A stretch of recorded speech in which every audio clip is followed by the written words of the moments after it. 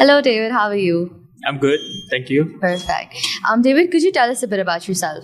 So my name is 𝗣𝗰𝗶𝗳. I am based in Singapore in our IATA Asia Pacific office. So my main responsibility is to execute actually cargo strategy by IATA, determined by our IATA head office to execute it across the Asia Pacific region, and that will encompass the full spectrum of cargo actually. So we do focus a lot and place our priority a lot on digitalization, sustainability, safety, security, and all this priorities that we place upon ourselves is really to help for the betterment of cargo industry, to make the industry more efficient. And we do a lot of work around standard setting actually to help to harmonize the standards across the entire industry, really to help to streamline the process and achieve operational efficiency, and of course eventually it will lead to cost saving for our industry partners. David, this partnership is very important, especially in today's day and time when these events and these partnerships drive forward the work that we're trying to achieve here. So what are your thoughts? Why was this needed for the freight forwarding industry at this moment in time? Yeah, actually I was quite excited when we kind of reached an agreement with Piffa to organize this event, and I think through this event we are able to share a lot of national initiative, regulatory changes, be it national or global, as well as solutions and tools that IATA has created, and of course Piffa as well, right? So the whole idea is really to create awareness of the best practices, the standards that are actually developed for the industry, and to me that's very important, because we can create all the standards that we want, but if no one is adopting it, it's as good as not doing anything, right? And the work centered around IATA on standardization is especially meaningful. For example, if we talk about the freight document, airway bill, if there is no standardization on that one piece of document, airway bill, everybody's going to use different standards, and it will make actually a lot of work to be more efficient very difficult. Because if you're implementing a new IT system, for instance, you have to adhere to different standards in different countries, and that's going to be very difficult. So standardization is really the key for our industry to be more efficient and to deliver that kind of quality that we want to our end consumer. Right. And David, would you say that we have the digitalization that is needed at the moment for a freight forwarding industry if we compare Pakistan standards from across the globe?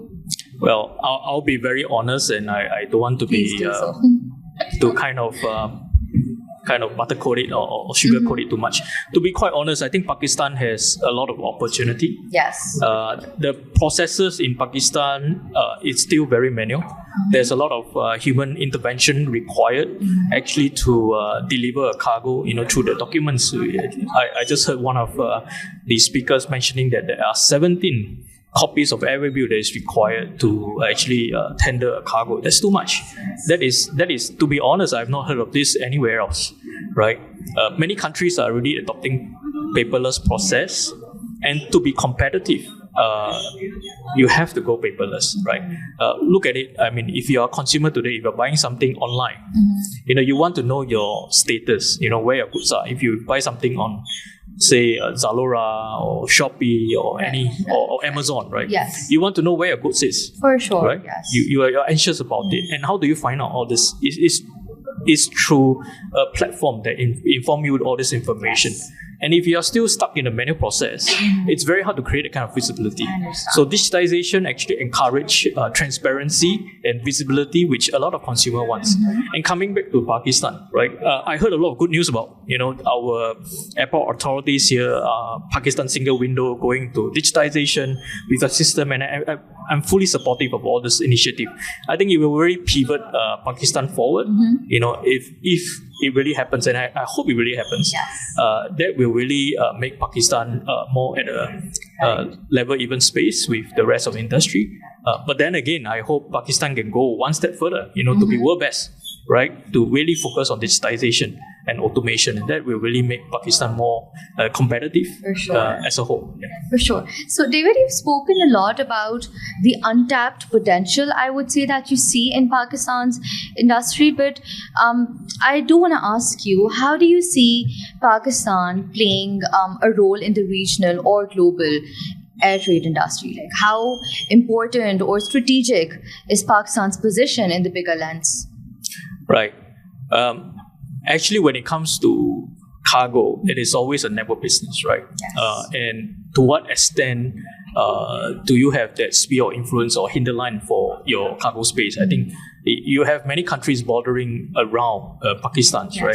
right? And these are the opportunities that you have. So the question is, in terms of competitiveness, are you more efficient than the countries surrounding you in terms of providing service? Because it's a network business, right? They can choose to ship from other countries. And the big advantage that Pakistan has is you have a huge population, right? If you have good GDP growth, you have strong domestic demand, you have more manufacturing opportunity, you can do a lot of things. Really a lot of things. So it's a matter of, really how much investment the country wants to go into developing cargo, making Pakistan as a hub for the region. It's possible. I've seen many countries having that ambitions to do that, and they have really make full use of their capability to reach out to the hinterlands, the countries surrounding them, to actually provide those cargo services. Right. And David, you spoke about the importance of going paperless, especially in today's day and time. So I do want to ask, how is IATA helping forward this cause? What strategies or what policies are we trying to adapt so that we can have, let's say, a digital cargo management or a paperless trade? Right. So 50 years ago, we have this cargo matching standard called CIMP, Cargo IM standard, right? And then 15 years ago, we developed this new standard called Cargo XML. These two standards help to create electronic documents, right? But by doing that, we have then documents like 𝗂𝗶𝗶𝗏, 𝗣𝗰𝗶𝗴𝗏. These are electronic documents. So the painful part of it is you have to actually electronicalize every freight documents that you have. Okay. So for cargo, typically, if you are shipping any cargo, you need 12 documents. Right. So you need to have 12 electronic documents in order to do total paperless. And even that, we have the industry actually came up to electronicalize less than half of those documents that we're talking about. But back in 2018, IATA started to develop the One Record standard. Essentially, there is a way for all the documents to be digitized, right? We don't longer talk about electronic documents anymore. We move away from concept. So what we are actually doing is we introduce a web API solution that will help to capture all the data. So all the information that you see on the airway bill are actually data.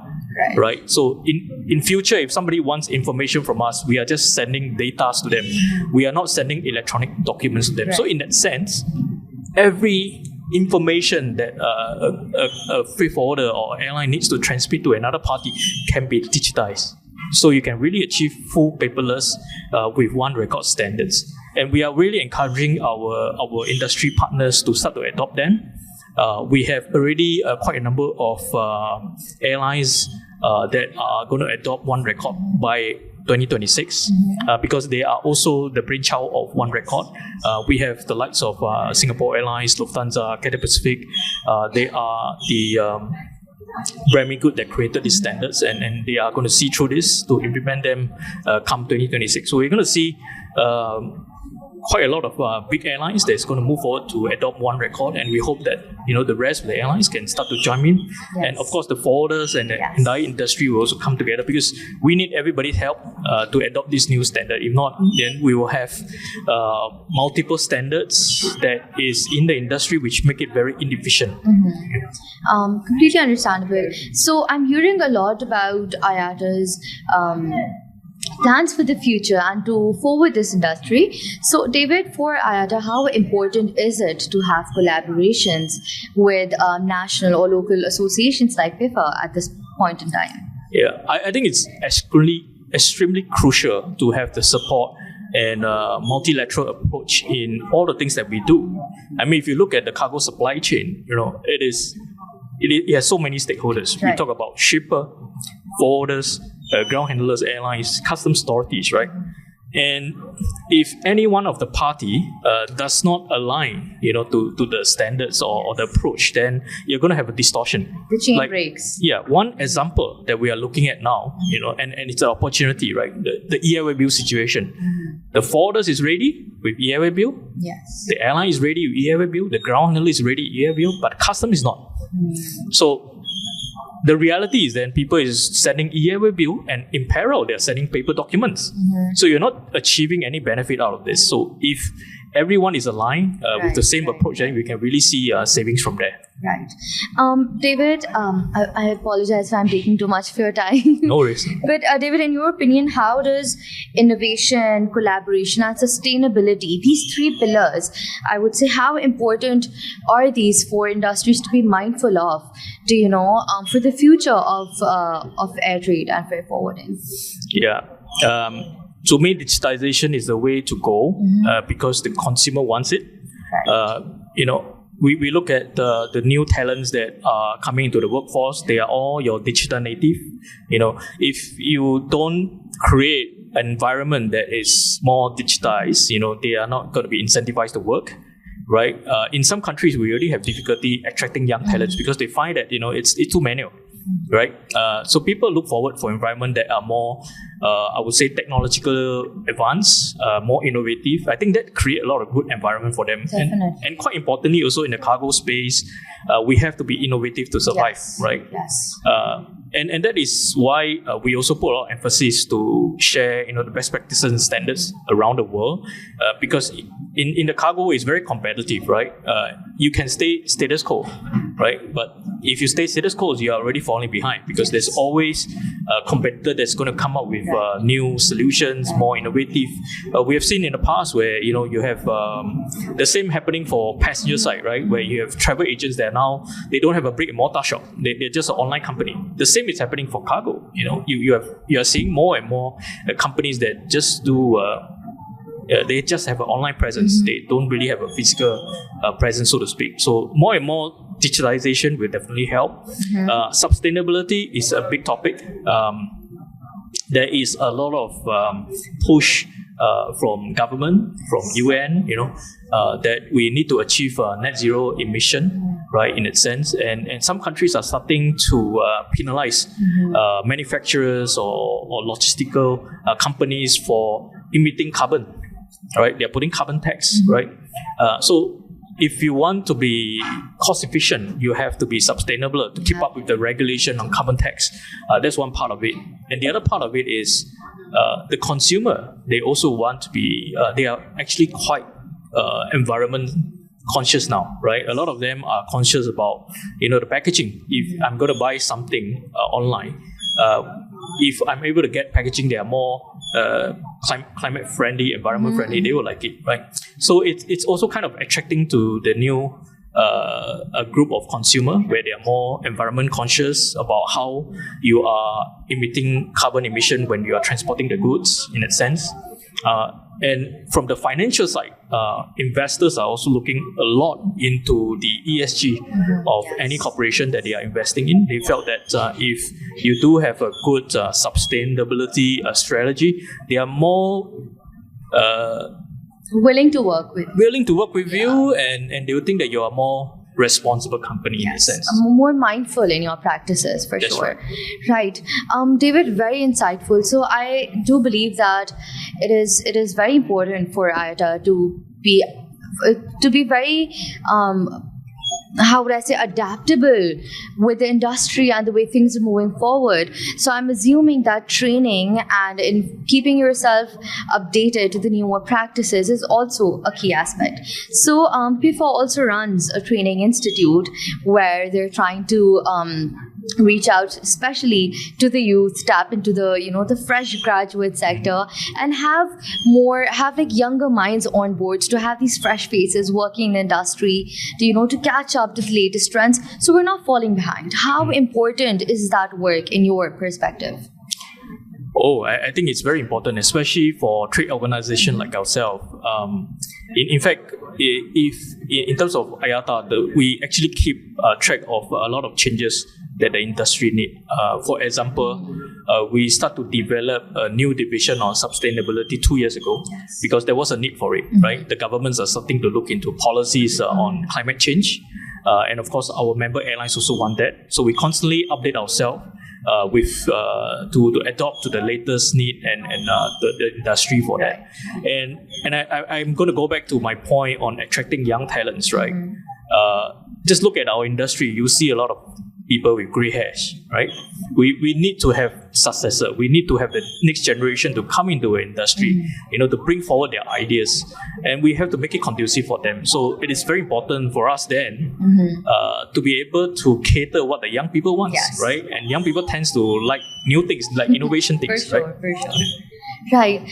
And lastly, I would like to ask you, David, this is the first time that this is happening here in Pakistan, the Air Cargo Day. Your IATA's partnership with Piffa. What are your thoughts on the event? How do you think it went? Well, I think it went great. To be honest, this is probably the biggest Air Cargo Day event we have ever had by far. Really? Yeah. So love to hear that. It's a great turnout, and the people were very supportive, and I'm very glad that we have this opportunity to work with Piffa on this event, and it really gives us both association kind of a platform to share some of the things that we have, and also keep the industry update on the latest government regulatory changes and initiative that Pakistan has, and also it actually also gives us the opportunity to understand what Pakistan needs. Yes, right. That is very important for us as well. And what they can offer to the region. That's right. That's right. So it's a great event, and I hope we do this more often. Perfect. Lovely to hear from you, David. Thank you so much for your time. Thank you.